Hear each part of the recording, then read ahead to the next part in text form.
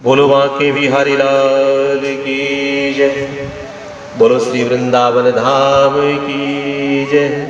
बोलो बरसाने वाली की जय। बोलो लक्ष्मी नारायण भगवान की जय। बोलो भक्तवत्सल भगवान की जय। ब्रज के भक्तों की कथा की जो ये लड़ी है, इस लड़ी में एक भक्त और हुए श्रीधाम वृंदावन के, जिनका नाम था श्री गौर किशोर शिरोमणि। आइए आज इनके जीवन की कथा को हम सुनकर के अपने जीवन को कर्तार्थ करें। भगवान कहते हैं अहम भक्त पराधीना, मैं भक्तों के पराधीन हूं। पहले भी बताया कि भगवान को भक्त नहीं ढूंढते, भक्त भगवान को नहीं ढूंढते, बल्कि भगवान जो है वो भक्तों को ढूंढ लेते हैं। जितनी आवश्यकता भक्तों को भगवान की है, उतनी ही आवश्यकता भगवान को अपने भक्तों की है। चलिए श्री गौर किशोर शिरोमणि महाराज की कथा का आनंद ले। रामदास जी की जो मां है वो एक बहुत पतिव्रता स्त्री थी। पति के देह त्याग के समय उन्होंने सती होने की इच्छा प्रकट की। उनके घर वालों ने उन्हें समझाया सती होने में कितना कष्ट होता है, बहुत डराया। उसी समय उन्होंने अपनी एक उंगली घी में डुबो करके जलते हुए दीपक की लो पर रख दी। उंगली धधक कर जलने लगी। उसे दिखाकर उन्होंने कहा, देखो मुझे कुछ भी कष्ट नहीं हो रहा। पति की ज्वलंत चित्ता की 7 बार परिक्रमा करके उसमें कूद पड़ी। आज वही स्थान जहां वह सती हुई थी, वर्धमान जिले के गुस्कारा स्टेशन के पास गांव में सती डांगा नाम से वह गांव प्रसिद्ध है। चितारोहण के पूर्व उन्होंने कहा, रामदासी विवाह योग्य हो जाए तो उसका विवाह काटो या तहसील के अंतर्गत चिताहटी निवासी धनकृष्ण मुखो उपाध्याय के पुत्र गौरचंद शिरोमणि से कर देना। अब जो रामदासी है ये उनकी कन्या का नाम है। रामदासी की उम्र उस समय मात्र 1.5 वर्ष की थी। गौरचंद्र भी बालक थे। पढ़ने लिखने से उनका कोई सरोकार नहीं था। यूं ही लीला मंडलियों की लीलाएं देखते सुनते इधर उधर डोला करते। फिर भी सती ने उन्हें अपनी कन्या के योग्य वर के रूप में वर्ण किया था। निश्चिंत ही उन्होंने अपने योग बल से उनके अंतर के छिपे हुए सिद्ध महापुरुष को देख लिया होगा। उनकी इच्छा के अनुसार रामदासी कन्या के विवाह योग्य होने पर उनका विवाह गौरचंद्र जी के साथ कर दिया। 20 वर्ष की आयु तक गौरचंद्र की पुस्तकों से भेंट तक नहीं हुई, अर्थात वो 20 साल तक की उम्र तक कुछ पढ़े नहीं। एक दिन एक गांववासी ने कहा, अरे गौर, तू कुल का कलंक बनकर रह गया। बस उसी दिन से उन्हें पढ़ने की छटपटी लग गई। किसी पंडित जी से पूछ कर पढ़ना लिखना सीखने के पश्चात काटोया में पंचानन तरक रतन की टोल में भर्ती हो गए। कुछ दिन के बाद कोटाया गांव के गोरगवाड़ा के सखी चरण दास जी पंडित जी उन बाबा जी के पास निकट अध्ययन करने की लिए भक्ति शास्त्र की लिए परंपरागत हो गए। फरीदपुर के श्री विनोदी लाल जी महाराज, जिनका नाम था श्री विनोदी लाल ठाकुर महाशय से श्री कृष्ण मंत्र की दीक्षा ली। तत्पश्चात काटोया के श्री गौररंग महाप्रभु के नाट्य मंदिर में रह करके अध्ययन अध्यापन करने लगे। कुछ ही दिनों में एक महान पंडित के रूप में उनकी ख्याति चारों ओर फैल गई। महाप्रभु मंदिर के सेवायत श्री बेनी माधव ठाकुर एक प्रसिद्ध महात्मा थे। उनके संग से शिरोमणि महाशय विशेष रूप से प्रभावित हुए। एक दिन महाप्रभु के मंदिर में बहुत से ब्रजवासी वैष्णव आकर रुके हुए थे। उनकी सेवा का सुयोग्य पाकर के बेनी माधव ठाकुर का हृदय अत्यंत आनंद से नाच उठा। उन्होंने गृहिणी से उनके भोग राग की अच्छी व्यवस्था करने को कहा। उनकी पत्नी बोली, आज भोग राग के लिए घर में कुछ है ही नहीं क्या? आपने तो पहले भी वैष्णव सेवा में आवेश में सब कुछ खर्च कर दिया। यह सुनकर के ठाकुर चिंता में पड़ गए। कुछ उपाय सोचने लगे। थोड़ी देर में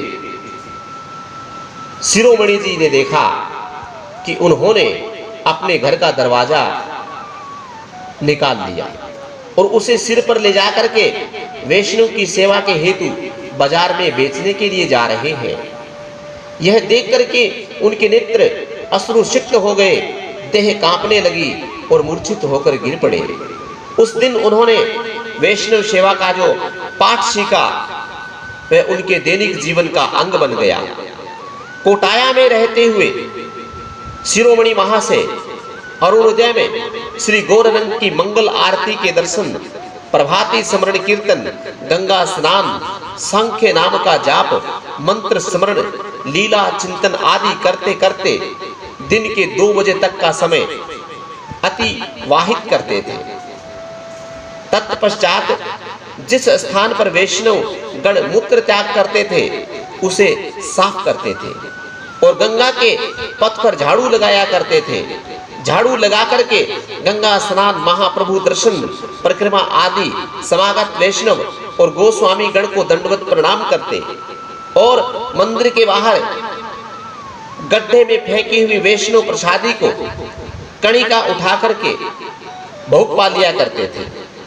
तब 4 मुट्ठी चावल उबाल करके उसमें सेंधा नमक डाल करके गिरधारी का भोग लगा करके प्रसाद ग्रहण करते थे। कोई कुछ कहता तो कोई कुछ कहता, मुझे अतिरिक्त और किसी प्रसाद का कोई सहाय नहीं होता।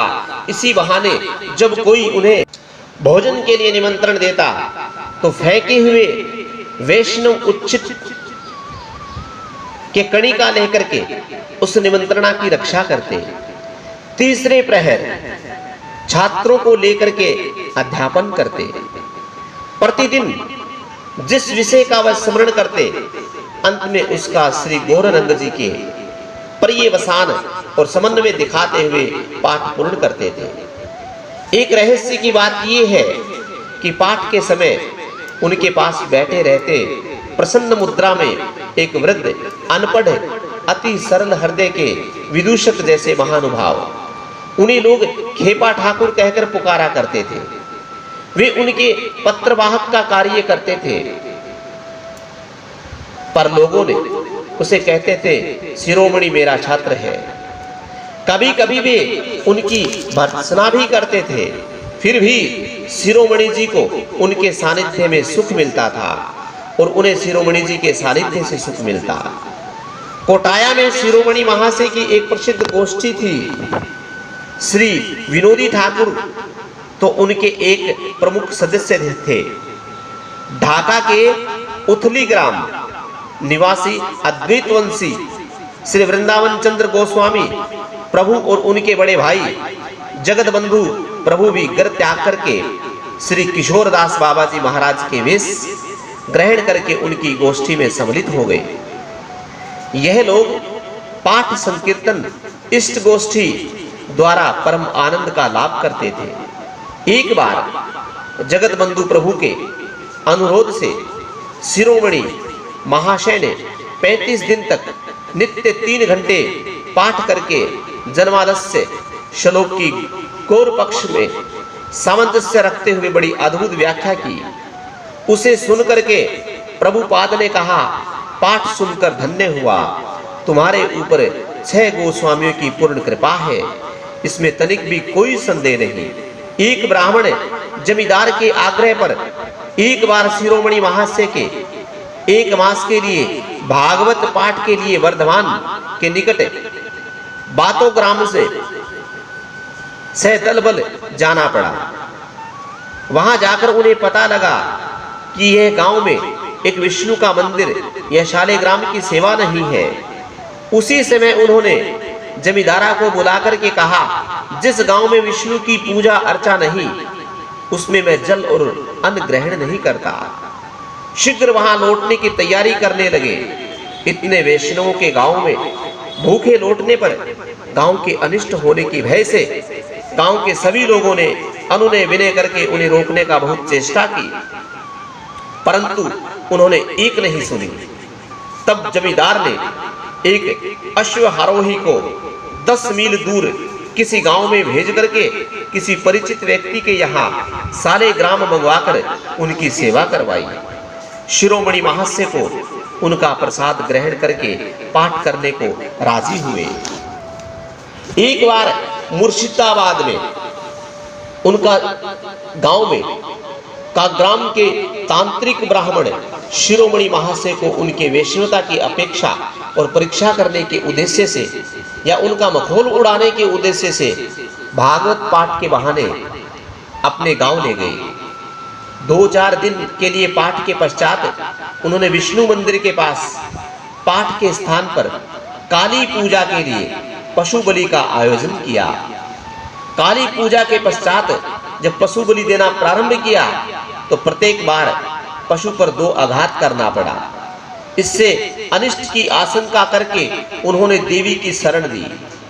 देवी ने सपने में पुजारी से कहा, तुमने विष्णु भक्त का अपमान किया है, मैं तुम्हारा सर्वनाश कर दूंगी। तब ब्राह्मणों ने शिरोमणि महाशय के पास जाकर के अपने कृत्य के लिए क्षमा मांगते हुए रक्षा का कुछ उपाय करने की प्रार्थना की। शिरोमणि महाशय ने उन्हें गंगा स्नान करके हरि नाम ग्रहण करने का आदेश दिया। ब्राह्मणों ने बिना कुछ और सोचे विचारे सीधे गंगा स्नान किया। शिरोमणि महाशय से नाम लेकर के देवी को प्रसन्न किया। कुछ दिनों के बाद शिरोमणि महाशय सपरिवार वृंदावन को चले गए। वहां केसी घाट पे स्थित एक मकान में, जिसे आज भी लोग शिरोमणि कुंज कहते हैं, गिरिराज की सेवा लेकर वहां रहने लगे। उनके वृंदावन आने के पूर्व एक घटना घटी, जिसका विवरण श्री कुल आनंद ब्रह्मचारी के सदगुरु संग नामक ग्रंथ में द्वितीय खंड में इस प्रकार दी हुई है। शिरोमणि महाशय एक प्रवीण पंडित थे। क्षण दर्शन स्मृति और पुराण आदि में उनकी विशेष ख्याति थी। एक दिन एक ब्राह्मण के घर में श्रीमद् भागवत कथा का पाठ सुनने लगे। बहुत से गणमान्य ब्राह्मण पंडित उस सभा में उपस्थित थे। भक्त पाठक ने भागवत पाठ के पूर्व गौर वंदना की। उसे सुन शिरोमणि महाशय के पाठक से कहा, यह कैसा भागवत पाठ है? आप भागवत खोलकर देखते हुए गौर वंदना क्यों पढ़ रहे हैं? ब्राह्मण पंडितों की सभा में शालिग्राम को सामने रख करके भागवत की यह मिथ्या आवृत्ति क्यों? भक्त पाठक ने हाथ जोड़ करके कहा कि हे प्रभु, मैं भागवत का ही पाठ कर रहा हूँ। जो मैं उच्चारण कर रहा हूँ वह समस्त भागवत में लिखा है। शिरोमणि तब पाठक के निकट जाकर बोले, दिखाइए तो अंतर पर भी श्लोक भागवत कहाँ लिखा है? शिरोमणि ने कहा, यही तो कुछ भी नहीं लिखा है। पाठक कहने लगे, आपकी आंखें जो है वो आप देख नहीं पा रहे हैं, आंखें साफ करके देखिए, इसमें लिखा है। शिरोमणि महाशय ने गुस्से में भर करके कहा, आप शालिग्राम सामने रख करके भागवत स्पर्श करते हुए इतने पंडितों के सामने इतना झूठ बोल रहे हैं? तब पाठक जोर से बोले, चुप रहिए, मैं इस ब्राह्मण समाज में शालिग्राम को साक्षीकार कहता हूँ कि मैं सच कह रहा हूँ। भागवत में प्रति 2 लाइनों के बीच में गौर वंदना लिखी है। मैं इसे स्पष्ट देख रहा हूँ, आपको नहीं दिखाई देता तो मैं क्या करूँ? किसी सिद्ध महात्मा से दीक्षा लेकर आए, 7 दिन तक मैं जिन नियमों को कहूं उनका पालन करें, 8वें दिन यहां आए, तब भी यदि मैं भागवत के बीच बीच में गौर वंदना न दिखा सकूं तो अपनी जिह्वा कटा लूंगा। यह भी मैं सबके सामने शपथ लेकर कहता हूं। शिरोमणि महाशय ने ऐसा ही किया। उन्होंने सिद्ध चैतन्य दास बाबा जी से दीक्षा ली, 7 दिन तक पाठक के नियमों का पालन किया। 8वें दिन उनके पास जाकर के भागवत देखी तो उन्हें स्पष्ट 2 लाइनें बीच में स्वर्ण अक्षरों में गौर वंदना लिखी हुई दिखाई दी। उनके नेत्र अश्रुधारा प्रवाहित करने लगे। वे रोते रोते अस्थिर हो गए और भूमि तट पर लोटपोट होने लगे। उसी समय सब छोड़कर के वृंदावन चले गए। तभी से वहां रह रहे हैं वे महातेजस्वी। उनके जैसा दूसरा व्यक्ति इस वृंदावन में है ही नहीं। वृंदावन में शिरोमणि महाशय दोपहर में छात्रों को श्रीमद् भागवत कथा का पाठ कराया करते थे। एक दिन वे चतुर्थ स्कंद के दक्ष यज्ञ के प्रसंग का वर्णन कर रहे थे। एक छात्र ने प्रश्न किया, सीता जी ने किस प्रकार से योग बल से अपना शरीर भस्मीभूत कर दिया? शिरोमणि महाशय ने उत्तर में कुछ कहा। उनसे पूर्व पास में बैठे हुए अपरिचित वैष्णव ने, जो नित्य पाठ सुनाने आते और पाठ समाप्त होते ही दंडवत करके चले जाते, छात्रों की ओर देखते हुए कहा, आप लोग इसके उत्तर में सुनना चाहते हो या देखना चाहते हो? छात्रों ने कहा, देखने को मिले तो सुनना कौन चाहेगा? तो देखिए, कह वे उत्तर दिशा की ओर मुख करके आसन लगाकर बैठ गए और जय गौर रंग कहकर ध्यानस्थ हो गए। कुछ देर में उनके दाहिने पैर के अंगुष्ठ से योगा अग्नि प्रज्वलित हुई, धीरे धीरे सारे शरीर में फैल गई और उसमें भस्मीभूत कर दिया। शिरोमणि मणि महाशय चीख पड़े, हा कैसा सर्वनाश! छात्रों ने यमुना जल से अग्नि निर्वापित करके शांत करने की बहुत चेष्टा की, परंतु सफल नहीं हुए। शिरोमणि महाशय नित्य प्रातः सर्वप्रथम मेहतरानी को मां कहकर के संबोधित करते हुए प्रणाम करते। शिष्यों ने प्रश्न करने पर कहते, जानते नहीं ये मेरी मां है, शिशुकाल से मैं इनका ऋणी हूं, तभी से मेरा मलमूत्र परिकार करती आ रही है, अब भी कर रही है। मातृ रूप में ये मेरी जैसी सेवा करती है उसे देख मेरा हृदय भर जाता है, इसलिए मैं इनको प्रणाम करता हूं। वृंदावन में देश विदेश से आए गोविंद दर्शनार्थी यात्रियों को भी शिरोमणि साष्टांग प्रणाम किया करते थे। उन्हें प्रणाम करने के संबंध में जब कोई शिष्य पूछता तो कहते, अरे इन महाभाग्यवान यात्रियों के मर्म को तुम क्या जाने? तुम लोग वृंदावन में रहते हो, नित्य यमुना स्नान करते हो, तुम्हारे भाव भक्ति सूत्र के गांठ पड़ गई है। ये यात्री बहुत दूर रहते हैं, कई बीहड़, कोई ढाका, कोई मुल्तान, कोई मद्रास, कोई राजस्थान। गोविंद के भावों से विभूत होकर के से वृंदावन धाम के दर्शन करने ये न जाने कितना कष्ट उठा करके आते हैं। ऐसा सुंदर साधु संग, ऐसे गोविंद विभावित देह मन प्राण और कहाँ मिलेंगे? इसीलिए मैं भक्ति भावपूर्ण इन्हें प्रणाम करता हूँ और सोचता हूँ कि कब इनके सामने मेरे देह मन प्राण भी गोविंद भावभीत होकर विभावित होंगे। शिरोमणि महाशय के साथ रास्ता चलना बहुत मुश्किल होता था। वे रास्ते में गाय बैल बिल्ली बंदर कुत्ता स्त्री पुरुष कोई भी विग्रह आदि को सम्मान भाव से दंडवत करते चलते थे। किसी की मजाल थी जो उनके चरण स्पर्श कर सकता था, उनके देखते ही उन्हें दूर से ही पहले ही प्रणाम कर लिया करते थे। एक दिन श्री विजय कृष्ण गोस्वामी पाद के शिष्य श्रीधर उनके दर्शन करने को आए। उस समय वे निद्रा में थे। उसी अवस्था में उन्होंने उनके चरणों के निकट प्रणाम किया। प्रणाम कर जैसे ही उठे, उन्होंने देखा उनके चरण निद्रित अवस्था में ही अपने आप दूसरी ओर मुड़ गए। उन्होंने फिर दूसरी ओर जाकर के शिरोमणि के चरणों को प्रणाम किया। इस बार भी उनके चरण अपने आप दूसरी ओर मुड़ गए। इसी प्रकार 3 बार श्रीधर जी ने उन्हें प्रणाम किया। तीनों बार निद्रा अवस्था में भी उनके चरण दूसरी ओर मुड़ गए। श्रीधर आवक रह गए। शिरोमणि महाशय को कहीं पाठ कीर्तन में जाना होता था तो आदित्य दास बाबा जी आदि अपने संगी साथियों को साथ लेकर के जाते थे।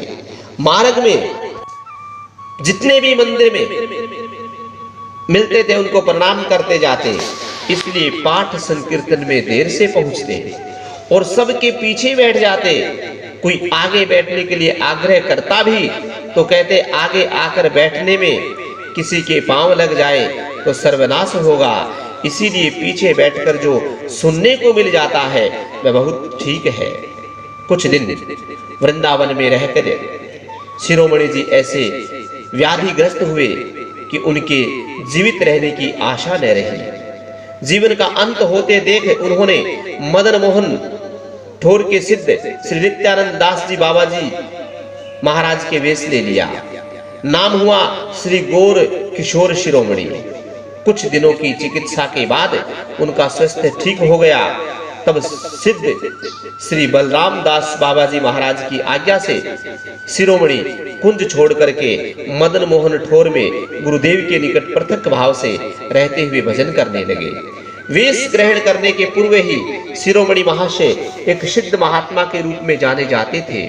उनके वेशास्त्र के पश्चात उनके गुरुदेव की ख्याति बहुत बढ़ गई। लोग दूर दूर से उनके दर्शन करने के लिए आने लगे। भजन में विघ्न पड़ने लगा। यह देख करके शिरोमणि महाशय ने गुरुदेव की सेवा का भार स्वयं लिया। दर्शनार्थी जो अपने प्रश्न लेकर के नित्यानंद बाबा जी महाराज के पास आते, उनकी वे स्वयं ही सुंदर मीमांसा कर दिया करते। जो लोग उनके दर्शन का आग्रह करते, उनमें शाम 4:30 बजे जब वे पाठ के लिए उनकी कुटिया से बाहर निकलता करते थे, दर्शन करने को कहते। इसी प्रकार गुरुदेव की सेवा करने के कारण उनके अपने एकांत भजन में बाधा पड़ने लगी और वे विरक्त होने लगे। दूसरे लोगों को भी संसारी हो या त्यागी वे उपदेश करते, हमें नौबत खाने के कबूतर की तरह भजन करना चाहिए। नौबत खाने में सदा बाजा बजता रहने पर भी कबूतर वहां से नहीं उड़ते। उसी प्रकार हमें भी परिस्थितियों में बाधा उत्पन्न और समस्या कितनी भी आए, महाप्रभु द्वारा भेजी हुई जान करके, भगवान के द्वारा दी हुई ये परिस्थिति है, यह जान करके आदर पूर्वक समाधान करते हुए अपने भजन में विपेक्ष नहीं करना चाहिए, भजन नहीं छोड़ना चाहिए। शिरोमणि महाराज लगे वैश्य आश्रय के कुछ दिन के बाद पंडित श्री रामकृष्ण दास जी महाराज के सिद्ध श्री नित्यानंद दास बाबा से दीक्षा ली। सिद्ध बाबा ने उन्हें उपदेश किया, शिरोमणि तुम्हारा गुरु भाई है तो भी उसमें गुरु बुद्धि रखना। अर्थात यह है तो तुम्हारा गुरु भाई, लेकिन इसे गुरु के बराबर मानना। उसी समय वृंदावन में सिद्ध श्री नित्यानंद दास बाबा और पंडित रामकृष्ण दास बाबा के अतिरिक्त झाड़ू मंडल के सिद्ध श्री बलराम दास बाबा जी महाराज, श्रृंगार वट के श्री ब्रह्म आनंद गोस्वामी पद, श्री नरसिंहानंद प्रभु आदित्य वंश के श्री राधिकानाथ गोस्वामी प्रभुपाद, श्री नीलमणि गोस्वामी पाद, श्री हरचंद्र गोस्वामी पाद, ताड़स के श्री गंगा प्रसाद राय, श्री मदन मोहन मंदिर के कामदार, प्रसिद्ध कीर्तनीय श्री हराजे महाराज आदि अनेक सुप्रसिद्ध साधु और वैष्णव भक्त रहते थे।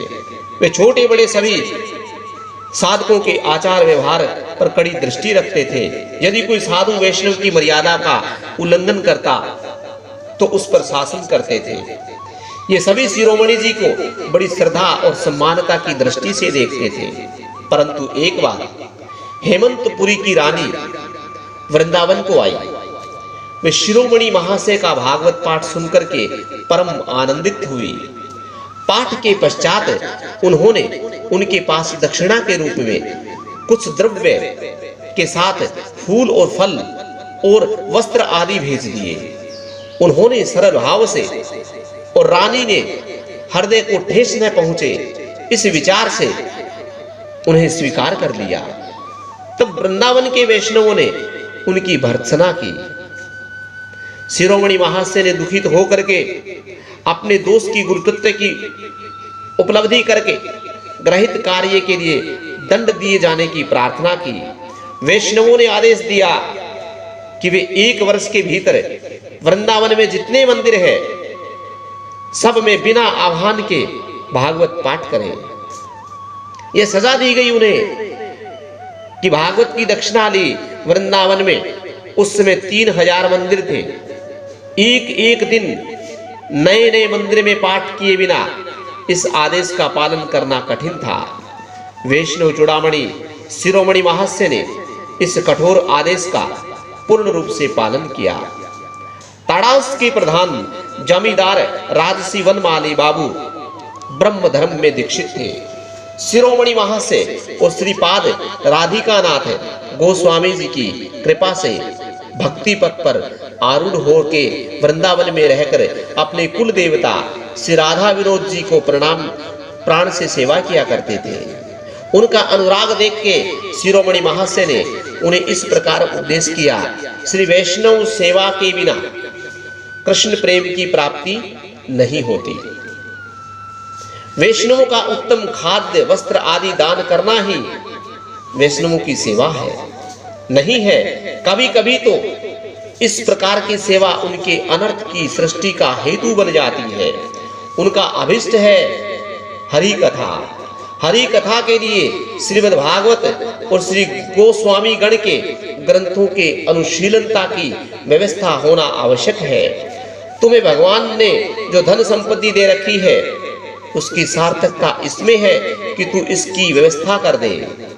यह भी आवश्यक है कि जो अंधे वृद्ध रुग्ण मधुकरी नहीं करते या नहीं कर सकते उनकी औषधि पथ्य आदि की समुचित व्यवस्था करके उनके भजन में सहायता करो।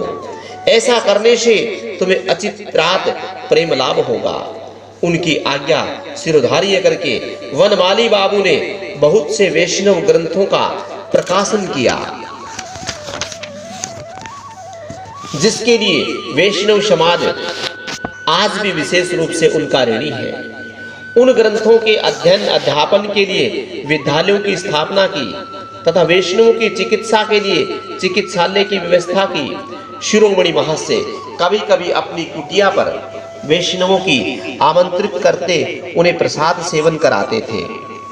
एक दिन निमंत्रण वैष्णवों ने एक वैष्णवों के उनके पंक्ति में बैठने पर आपत्ति की, क्योंकि उसने कोई घृणित कार्य किया था। शिरोमणि जी ने उन्हें समझाते हुए कहा, देखो, माना कि इन्होंने कोई अन्याय आचरण किया है, परंतु उसके लिए आप इन पर इतना शासन नहीं कर सकते। मैंने अपने जीवन में कितने अन्याय आचरण किया, उसके लिए आप मुझसे कुछ नहीं कहते। इतना कहकर उन्होंने अपने जीवन को अनुचित कार्य किए थे उन्हें निष्कपट भाव से सबको सुनाने लगे। तब वैष्णवों ने अपनी आपत्ति उठा ली। जिसके विरुद्ध आपत्ति की गई थी वे भी आगे के लिए सावधान हो गए। शिरोमणि महाशय हृदय कलश और गौर प्रेम से इतना परिपूर्ण था कि किसी के तनिक सा भी हिलाने डुलाने से उथल पुथल पड़ता था। एक बार किसी वैष्णव ने उनसे पूछा कि भक्ति लाभ करने का क्या उपाय है। उन्होंने उत्तर में भक्ति के विषय में कुछ कहने की जैसे चेष्टा की, वैसे ही नेत्रों में अश्रुधारा बहने लगी, कंठ अवरुद्ध हो गया और शरीर में पुलकित होने लगा। बहुत कुछ रोकथाम के पश्चात वे बोले, श्री गौरंग महाप्रभु, चरण आश्रय करने के अतिरिक्त भक्ति लाभ करने का कोई उपाय नहीं। इस कलयुग में ठाकुर जी ही है एकमात्र प्रेम दाता। उनके चरणों का आश्रय लो, भक्ति का अभाव दूर हो जाएगा। शिरोमणि महाशय सदा ही भाव समुद्र में स्वच्छंद रहते तैरते थे। थोड़ा सा भी उद्दीपन होने पर गहरी डुबकी लग जाती थी। एक बार एक नर्तकी कहीं से नाच गान करके लौट रही थी। उसे देख उन्हें ऐसा उद्दीपन हुआ कि भावाविष्ट अवस्था में मूर्छित होकर भूमि पर गिर पड़े। सांसारिक संबंध से आध्यात्मिक संबंध दृढ़तर होता है। इसीलिए सांसारिक संबंध में अपने प्रियजनों के विछोह की अपेक्षा आध्यात्मिक संबंधों के प्रियजनों का विछोह अधिक असहाय होता है। नवदीप के चैतन्य दास बाबा जी जिस दिन अंतर्धान हुए, उसी दिन शिरोमणि महाशय ने रात्रि में स्वप्न में सुना कि वे कह रहे हैं कि शिरोमणि में आया। वे समझ गए कि बाबा देह छोड़ चुके हैं। वे गहरा धक्का लगा उनको। कुछ दिन के बाद श्री राधिका प्रसाद गोस्वामी प्रभुपाद गौरमंडल गए। उन्हें छोड़ने शिरोमणि महाशय वनमाली बाबू आदि के साथ मथुरा स्टेशन गए। गाड़ी जैसे ही सीटी दी, शिरोमणि महाशय रोते रोते प्लेटफार्म पर ही गिर पड़े। कदाचित श्री चैतन्य दास बाबा और श्री राधिका नाथ गोस्वामी प्रभु का वियोग शिरोमणि महाशय इतना असहाय हुआ कि श्री राधिका नाथ गोस्वामी प्रभु के वृंदावन से चले जाने के 4-5 दिन बाद सन 1890 में उन्होंने संसार से प्रयाण किया। इसी के साथ श्री गोचरण दास बाबा जी की कथा का हम विश्राम करते हैं। बोलो श्री कृष्णचंद्र भगवान की जय, बोलो भक्तवत्सल भगवान की जय।